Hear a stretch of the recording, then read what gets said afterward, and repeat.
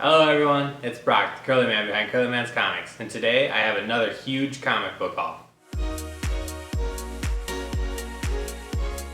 Alright, so before I dive into this, I want to ask you guys as always to like, subscribe, drop a comment on what comics you have been picking up, what comics I picked up that I probably shouldn't have, might be kind of crappy books, but without further ado, let's jump into this big comic book haul. Alright, so these books aren't in any real particular order, just kind of how I stacked them up. But let's jump into it. And the first one I have here is a free comic, so those are always nice. Firepower #1. It's a new Robert Kirkman series. I think there's actually a trade paperback also out that maybe takes place before this. It's kind of like a Sensei, Superpower, Iron Fist kind of deal. It's interesting. I'll definitely check out later issues that'll be coming, but it's nothing that's all that great as of yet. It's kind of building up, so I'm interested to see where it's going to go. Next we have Wind #1, and this is a Tynion series. All of his series have always been pretty good. I really enjoy The Woods. This has the same artist from that run. But this is a story kind of about this elf/magical child that's in this town where magic isn't allowed. This was originally going to be a trade paperback, I think a larger trade paperback. I think it may have worked better that way. There wasn't all that much that happened in this issue. I honestly just kind of skimmed through most of it. I don't see myself picking up the second issue, but if it ever comes out into a trade paperback, that's where I would recommend checking it out. Alright, and then we have Batman '95. This is the first installment of the Joker War. Kind of a weak first installment in my opinion. Nothing really all that important happened. It kind of seems like it's still building up towards the Joker War. I'm kind of wishing that they would do more with Punchline. Everyone was really hyped about what was going to happen with her, and it still kind of seems like she's in the book, but it's almost like every issue she's still just a cameo. There's nothing really important going on with her, so I would like to see them do more with her. We'll have to wait and see if that happens, but it's still a good series and I'm still going to pick it up. Next I have, let's start with this one. King of Nowhere #2. I really enjoyed the original covers. They only had the variant covers at my shop, so I picked up #2 and #3, the original covers. It's one of my favorite comic book artists, Tyler Jenkins, and his wife does a lot of the coloring, the watercolor work. Really cool duo. Seem like some really nice people, but this is kind of a story I mentioned in past videos about this sort of drunk loser that gets sent to this weird portal dimension where there's a bunch of different creatures, monsters, big lizard people, and he's just trying to figure out what's going on, and there's also someone trying to kill him possibly, so it's kind of a weird take. It's by the writer of Ice Cream Man, so you kind of can see that a little bit in here, how it's kind of got some sort of horror-ish / mystery blend. So if you're into that, I would definitely recommend checking it out. Next I have Join the Future #1, and I think this is on to, don't want to drop it, I think this is on to issue #3 has already came out. I think they're going on to issue #4. It's kind of about this Western civilization, and they're competing with this super advanced civilization. And the super advanced civilization wants to kind of take them out, take over all their land, and keep building up their city. And it follows this main character who's really against that, and she's trying to fight against the city to try and keep her urban or rural roots, or whatever the word is. I don't know. She's trying to stay country, and they don't like that. But it's an interesting story. I'm waiting for it to kind of pick up more. It's very good character development so far, so I'm definitely going to be reading the rest of that. Alright, so up next I have Bang issue #1. I believe this is the second print because these seem to sell out very quickly. It got optioned right away. I don't know if that's still going on. It's a Matt Kindt series, which I really enjoy. It's kind of his take on like a James Bond spy sort of series. Nothing super original yet, but I'm waiting to see where it's going to go. It kind of seems like it got put on hold with the whole virus going on, so I think it's still going to be coming out. We'll kind of have to wait and see on that one. Issue #11 of Donny Cates' Venom. This is the first, this is kind of like the origin story of Dylan Brock in a way. I really enjoy that character. Probably my favorite character in the whole entire Venom run, and probably a possible future tattoo candidate maybe for my other arm that's not done yet. We'll have to wait and see on that, but really great series. If you haven't been reading the latest run of Venom, you gotta check it out. And here we have Descender issue #1, the second printing. kind of a different color take on the original cover. This is also optioned for a Canadian television series. It's about this space robot boy, aliens, space vampires. There's a whole bunch of different creatures in this, and just kind of how his life is going on.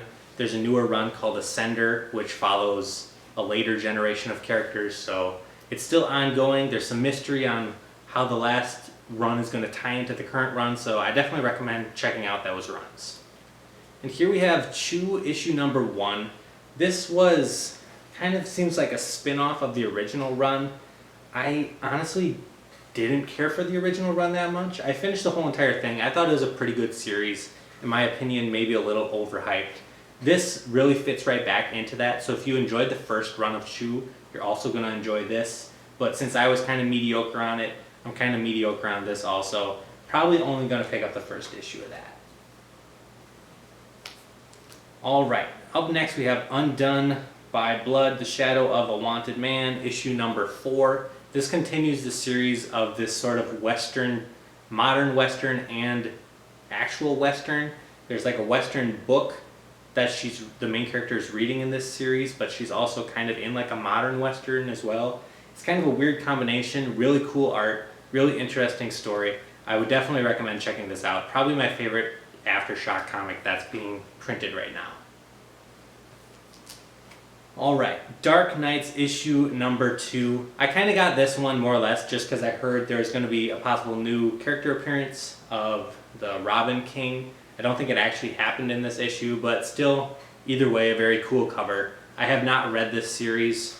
I kind of heard that you had to read the first run of Death Metal in order to understand the second run, and I haven't read the first run yet, so I'm just kind of getting those for future reading down the line. Empire issue number 1. This was not quite what I expected, but at the same time kind of what I expected. It seems like a big event, and it seems like a kind of dull big event in my opinion. I'm probably just going to stop at issue 1. I'm more looking forward to the next big event after that, which I think is going to be the whole Null saga going on. So if you're not all that interested in checking out a big event, pass on this one and check out that one in the future. Alright, and right here we have What If issue number 23. And this is what if the Hulk had become a barbarian. Really cool comic idea. I love the What If series. They're always interesting to read. But I really checked out this one because it has the first appearance of the origin story of the Eternals. So it's kind of telling you what's going on with the Eternals, how it all began sort of deal. So if you're interested in the Eternals, you're also going to want to check out this What If run. I think it went on for around 5 issues. It told the origin of the Eternals, so it's a nice little set to pick up.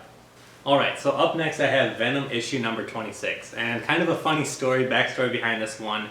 I was at work and I sent my girlfriend a text, can you pick up a couple issues of Venom 26? I knew my comic shop was going to run out really quick, so that's why I was asking her to grab a couple. I love the Venom series, and I knew this was going to be the first full appearance of a new character, Virus. So I asked her to pick up a couple, and she said that she would go. She sent me back a text a couple hours later saying that she got a really cool cover, and I would be super excited when I got home to see it.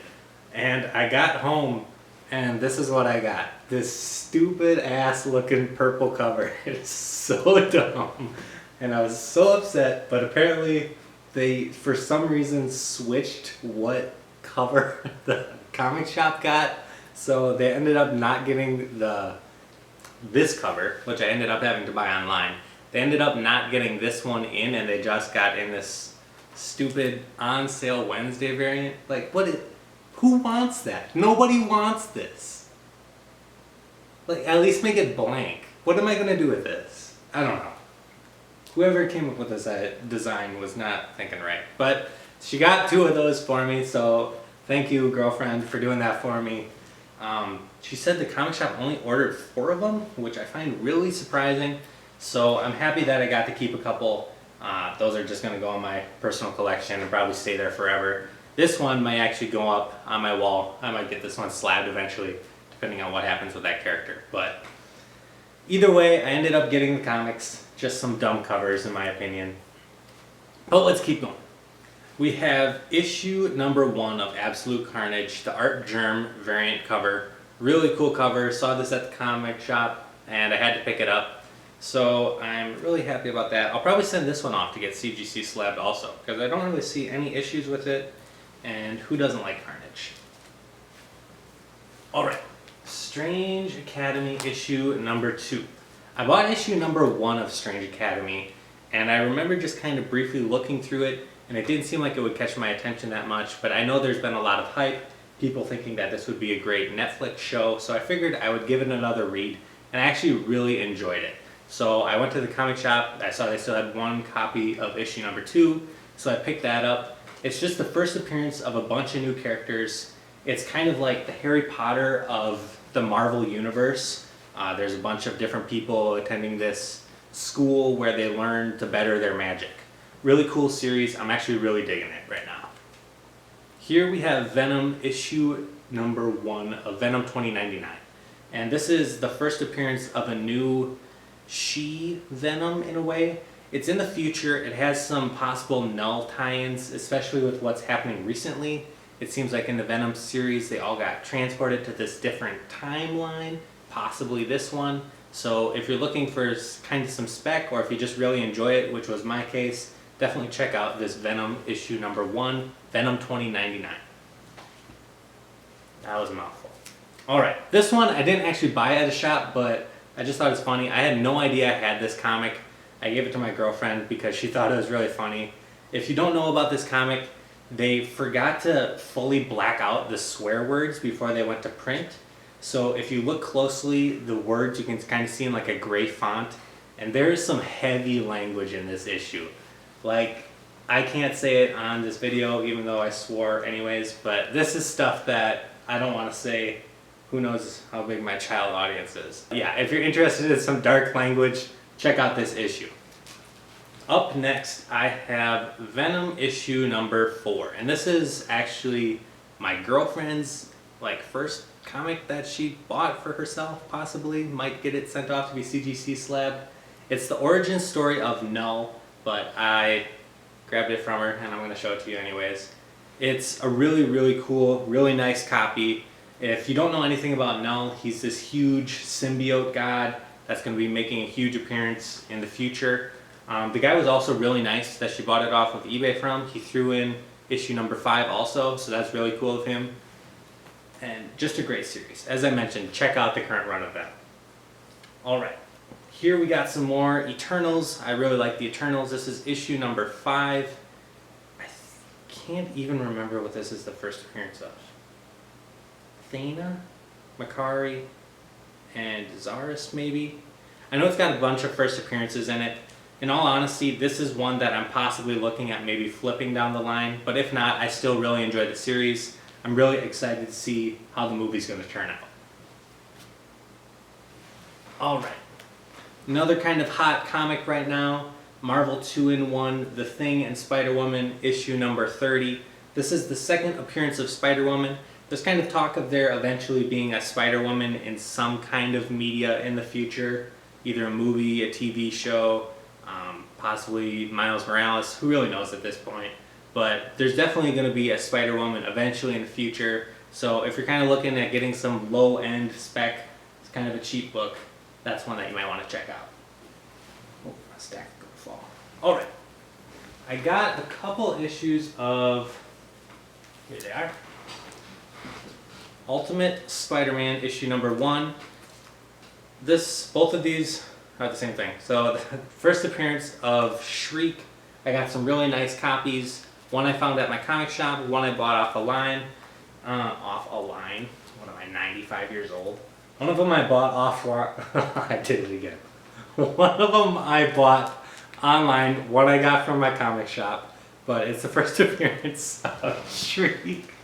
They're making a Carnage movie, and she is going to be in it. She's kind of Carnage's girlfriend in a way. So if you're interested in Carnage, you'll probably want to check out this series also. Very cheap, low-end comic to get. I also got the Hulk issue number 142. This is the first appearance of Valkyrie. They're also saying Valkyrie might be coming up in the Marvel Universe sometime soon, possibly in the movies, maybe not. But either way, she's a really cool character, so I was happy I could get that one. Moon Knight issue number 12. This is the first appearance of Morpheus. I was kind of disappointed. This one came shipped to me pretty beat up, but he gave me a refund and let me keep the copy, so I can't complain about that. It's the first appearance of Morpheus, as I mentioned. He's like this character that he can't, if he chooses not to sleep, he gains like this dark energy power. The longer he goes without sleep, the longer this nightmare power he has exists. So a really cool, interesting character. He's very likely going to be in the Moon Knight series when that comes out. He's kind of one of Moon Knight's big villains, so look forward to that. This is another kind of low-end spec, may someday come to the future, but it's Wonder Woman issue number 105, the first appearance of Wonder Girl. And I'm not a huge Wonder Woman fan. I know a lot of people really enjoyed the series, but I figured I would check this out. Maybe I'd enjoy Wonder Girl more. I have yet to read that one, but I'll let you know when I read it. This is Wonder Woman issue number 173, an Adam Hughes cover, I believe. I'm pretty sure it is. I really enjoy his artwork, especially on Fairest, which was a spin-off of Fables, but just a really cool cover, and that's why I picked this one up. This is another part of that run of the Eternals origin story, What If issue number 26, so that's why I picked this up. I'm trying to get that full run together, but it'll happen in time. This is a hot comic. I figured I'd kind of jump onto it now. I really enjoy Daredevil. He's probably my second favorite superhero of all time. I'm more of an anti-hero kind of guy, but this is the first appearance of Echo. There was kind of a casting call out for what seems like this character in a future Marvel TV show, so that's why I picked that one up. And I'm also just interested in learning some more about the character. And finally, I have a couple CGC slabs. Eternals issue number 2. This has a ton of first appearances in it. The first appearance of Ajax and the Celestials for sure. I believe there was more in there, but maybe I'm wrong. But either way, the big thing on this is it's the first appearance of Ajax and the Celestials, as I mentioned. The Celestials definitely are going to be in the upcoming Eternals movie. So if you're interested in kind of getting some cheaper spec, issue number 1 is obviously going to be the hottest comic of this series. I would recommend checking out this one. Great Jack Kirby series. I'm not a huge fan of Jack Kirby, but this is definitely his best work in my opinion. And then I have issue number 12. Came in at a 9.6. This is the first appearance of the Unimind, which is this weird thing right here. If all the Eternals get together and spin around really fast and kind of unite, all of their minds become linked together, so they can kind of gain knowledge about everyone's point of view, and it helps them make big event decisions that will affect all of humanity, all the Eternals, just huge major events. It helps them decide on that. So it's kind of an interesting take. Usually it kind of seems like superheroes just think about it for a little bit and go in gung-ho, or they don't think at all and they'll just go in and beat stuff up. So it's kind of an interesting take to see how all of these characters come together and really think about how they're going to resolve an issue. But that looks like it's the end of my gigantic new comic book haul. If you like this video, be sure to drop a like, subscribe. As I mentioned, drop a comment. Drop a comment on what you think about this video. Did I say anything that offended you? Leave a comment that offends me if that makes you feel better. I don't know. But as always, I'm Brock, the Curly Man behind Curly Man's Comics, signing off.